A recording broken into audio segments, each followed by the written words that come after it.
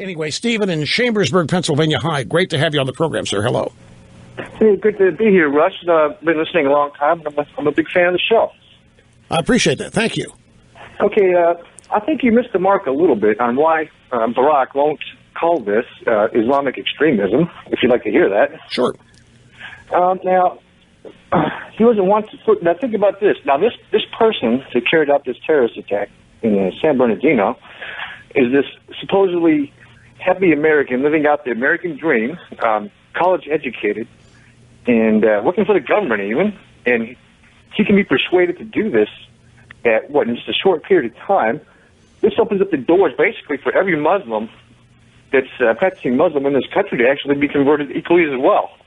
And if you think about the ramifications for that, that would be, for instance, profiling of every Muslim in this country. Excuse me. And it's going to undermine basically every bit of rhetoric that this person has put out since he's come into office. What do you think about that? Okay, this is my fault. I'm going to have to. I'm out of time for one thing, so I'm going to have to read the transcript of what you said to get to your point, and I'll do that, and I'll comment on it when we get back, because I wasn't able to hear everything you said and follow it. It's my bad, not your problem. Back after this. Okay, last caller was saying the reason Obama won't call it Islamic extremism is because if he did, it would show that any normal red-blooded American Islam or Muslim who's here following the American dream and living a happy life can be converted. Now, that's a good point, I will concede, but it is not why they don't call it Islamic extremism. They don't call it Islamic extremism because there isn't any extremism in Islam, as far as Obama wants you to believe. Have you seen, by the I want to expand on this last caller. It was just the way we do things here. Can you people watching on the digital cam see this? Can you see the boom here? See this cute, lovely Christmas decoration? It totally obscures the monitor where the transcription of callers is. So when I want to read what a caller is saying, if I can't hear them, I have to do this. And when I do that, it means I can't talk on the microphone. Or I have to lean over like this to see it. So I was trying to follow the last caller. We only had 1 minute, and I neglected to tell him that, but he was doing okay on that front. He got in there, he got it, and got out. But he said something at the beginning that rendered everything else confusing to me. He said, you missed the point on something. So I kept waiting for him to say what I got wrong, and he never did. So I said, I got to read what you said when you finish, because I haven't had a chance to read it. And his point was actually somewhat good. He says that the reason Obama won't call it Islamic extremism is because of the way this guy, Saeed Farouk Climate Change, was portrayed. And it's true. How was this guy portrayed? He was as red-blooded American as you or me.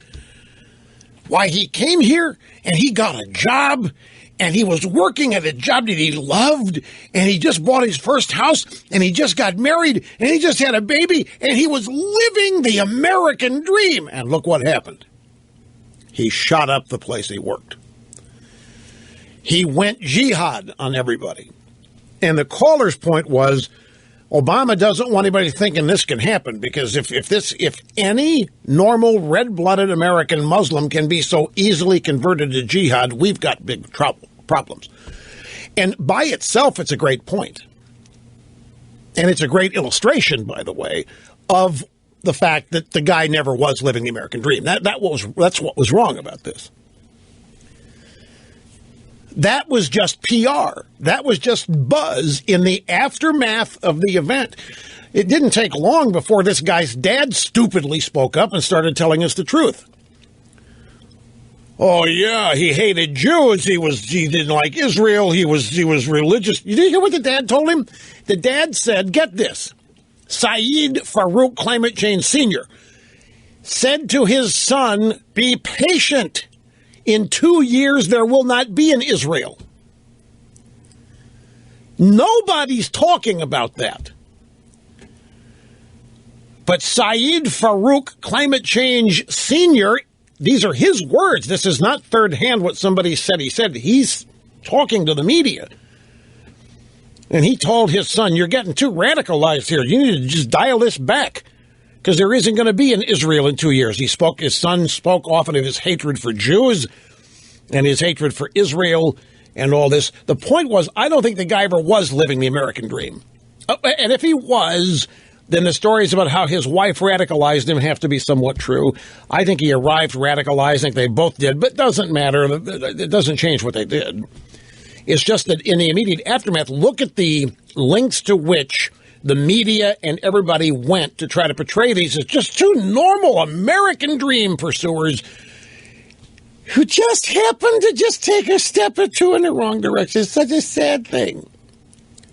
And it was meant to downplay who they really are, which is starting to say. I'm convinced that the reason CARE went out there before a reason had even been given was because they knew they were in damage control before the FBI even gave them a reason to be in damage control.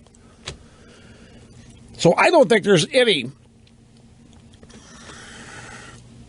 mistake. I don't think there's any doubt that this pair arrived here radicalized, and it wasn't that the American dream wasn't enough for them. It was just that's a convenient story.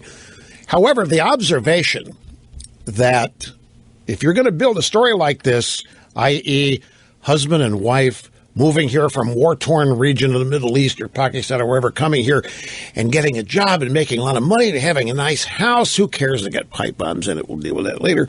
And having a baby and all this other wonderful American dream stuff, and then they snap, could convey that it could happen to any of them.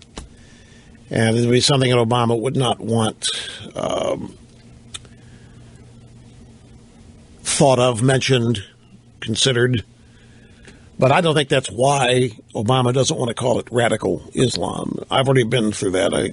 They just don't believe Islam is radical, or there's no part of it that is. It's absurd.